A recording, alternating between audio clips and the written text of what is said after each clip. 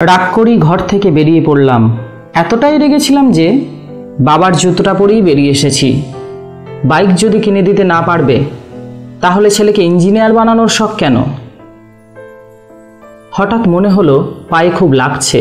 জুতোটা খুলে দেখি একটা পিন উঠে আছে, পা দিয়ে একটু রক্তও বেরিয়েছে। তাও চলতে থাকলাম। এবার পা একটু ভিজে ভিজে লাগলো। পা তুলে দেখি জুতোর নিচটা পুরোটাই নষ্ট হয়ে গেছে।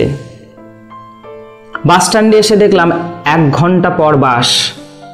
অগত্যা বসে রইলাম।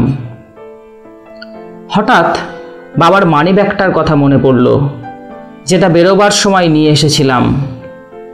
বাবা মানি ব্যাগে কাউকে হাত দিতে দেয় না, মাকেও না। খুলতেই 3টে কাগজের টুকরো।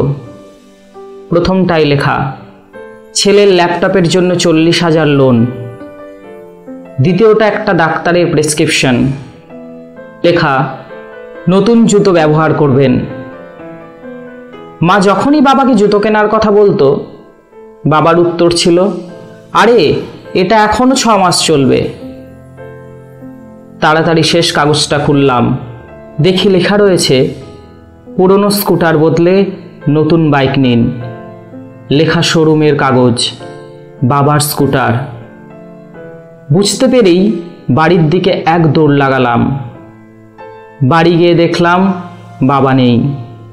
জানি কোথায়।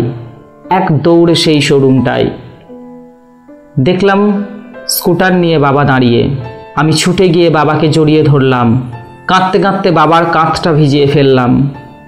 বললাম, বাবা আমার বাইক চাই না, তুমি তোমার জুতো আগে কেনো বাবা। আমি ইঞ্জিনিয়ার হব, তবে তোমার মতো করে।